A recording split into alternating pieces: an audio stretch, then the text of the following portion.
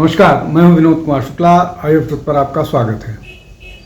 कांग्रेस बेलगवी, जिसको पहले बेलगांव के नाम से जाना जाता है, वहां पर महात्मा गांधी के कांग्रेस के अधिवेशन की अध्यक्षता करने के 100 साल पूरे होने पर एक कार्यक्रम का आयोजित कर रही थी। उस सेंटेनरी समारोह को, शताब्दी वर्ष को मना रही थी। लेकिन पूरी योजना में एक विघ्न आ गया, या कह लीजिए कि जो कांग्रेस की योजना थी, उस योजना में कांग्रेस ने एक बड़ी भूल कर दी, जिसका खामियाजा उसको लंबे समय तक झेलना पड़ सकता है।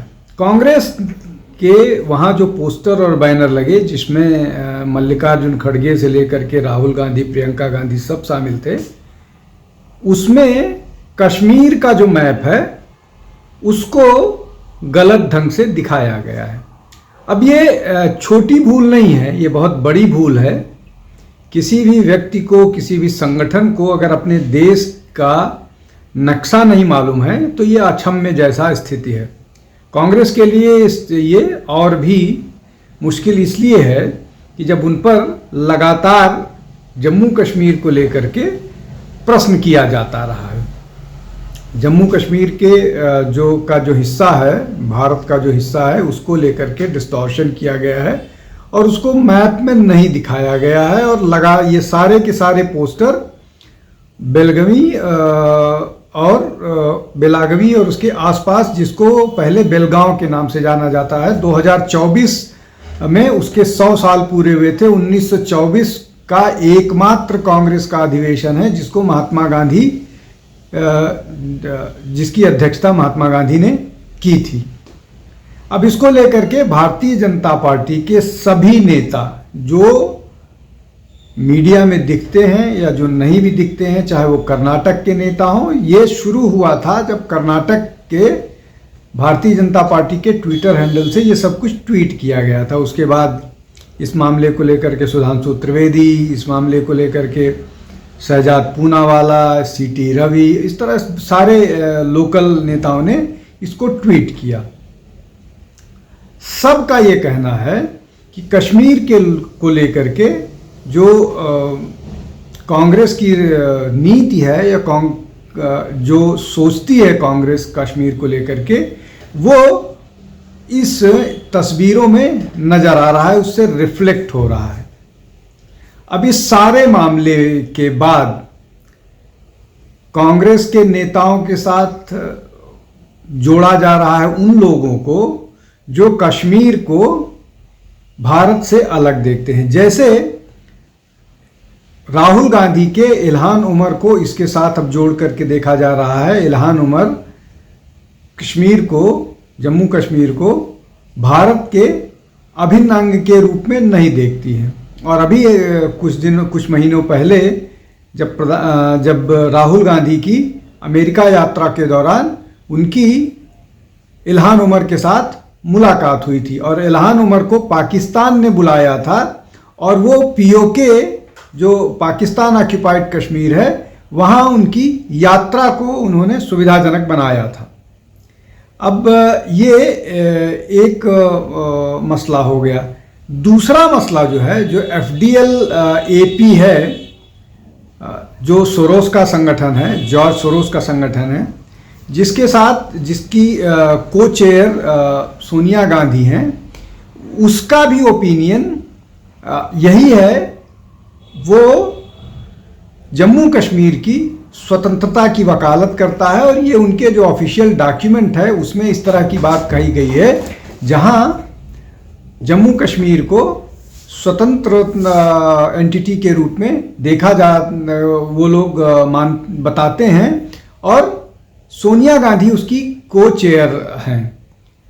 इसके साथ साथ जिस तरह से जम्मू कश्मीर को लेकर के कांग्रेस की पॉलिसी रही है, चाहे 370 हो, चाहे कश्मीरी पंडित्स का मामला हो, चाहे 1948 में जब नेहरू ने कश्मीर का मामला खुद हैंडल करने की बात कही थी, और उसके बाद जिस तरह से कबायली जो कश्मीरी जो पाकिस्तान की सेना के साथ मिल करके उन्होंने अंदर तक घुस आए थे और भारत की सेना या भारत का नेतृत्व जो था वो उसमें सैन्य कार्यवाही करने में डिले कर रहा था। बहुत सारी टेक्निकल चीज़ें हैं जिसको एक्सप्लेन अभी करने की ज़रूरत नहीं है, लेकिन ये जो पूरा का पूरा मसला है, इस पूरे मसले में जो महत्वपूर्ण बात है वो ये कि क्या जिन लोगों ने ये पोस्टर अप्रूव किया, क्या उनको अपने देश के नक्शे के बारे में, भारत के मैप के बारे में इतनी भी जानकारी नहीं है कि भारत का मैप किस तरह से दिखता है।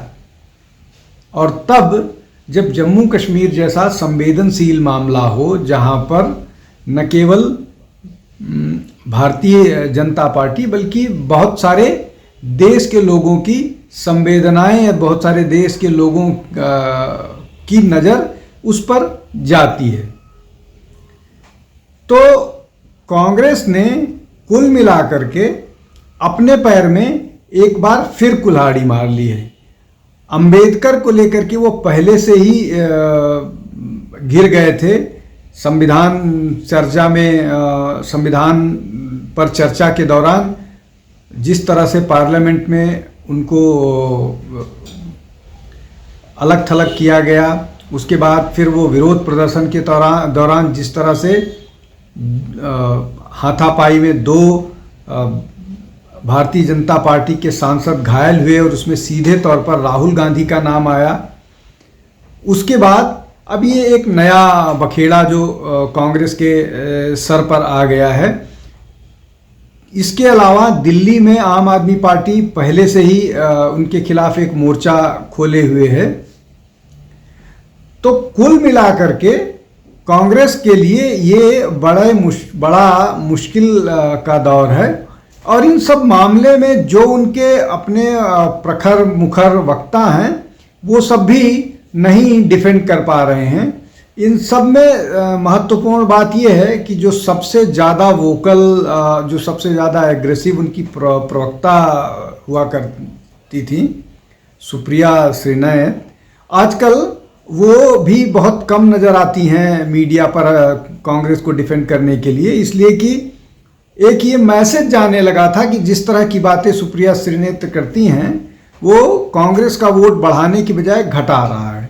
तो ये सारी बातें इसलिए कर रहा हूँ कि ये जो सारी घटनाएं हैं, चाहे संसद में जो डिबेट हुआ था वो, या संसद में जो हाथापाई हुई थी वो, टीवी चैनल्स पर जो चर्चा होती है वहाँ पर जिस तरह से गाली गलौच या कांग्रेस का जो एक अपना एग्रेसिव अप्रोच होता है वो, राहुल गांधी जिस तरह से बात करते हैं, चाहे वो वीर सावरकर को लेकर के हो, चाहे बाकी लोगों को लेकर के हो, जिस तरह का एग्रेशन वो दिखाते हैं वो, या नक्शे को गलत ढंग से प्रदर्शित करना, ये इस तरह की चीज़ें हैं जिस पर राजनीतिक दलों को, किसी भी राजनीतिक दल को न केवल जागरूक रहना चाहिए बल्कि उनको इस तरह की गलतियों को बचाने की कोशिश करनी चाहिए। लेकिन बैठे बिठाए कांग्रेस ने भारतीय जनता पार्टी को एक ऐसा विषय दे दिया है जो उनको लंबे समय तक, इसलिए कि ये मामला, ये जिस तरह से लगभग भारतीय जनता पार्टी के सभी बड़े नेताओं ने इसको ट्वीट किया है और बताया है कि किस तरह से ये लोग सोरोस की आइडियोलॉजी, सोरोस का जो जॉर्ज सोरोस जो भारत में चाहता है उसको कांग्रेस आगे बढ़ा रही है। और इस बात का जवाब देना कांग्रेस के लिए निश्चित तौर पर बहुत मुश्किल होने वाला है। आज के लिए बस इतना ही। बहुत बहुत धन्यवाद। नमस्कार। हमारे चैनल आई ऑफ ट्रुथ को सब्सक्राइब कीजिए YouTube पर, इसे फॉलो कीजिए Facebook पर, Instagram पर, Twitter पर और कू पर। हमारे चैनल के बारे में फीडबैक देने के लिए हमें मेल कीजिए ioftruth.6@gmail.com पर।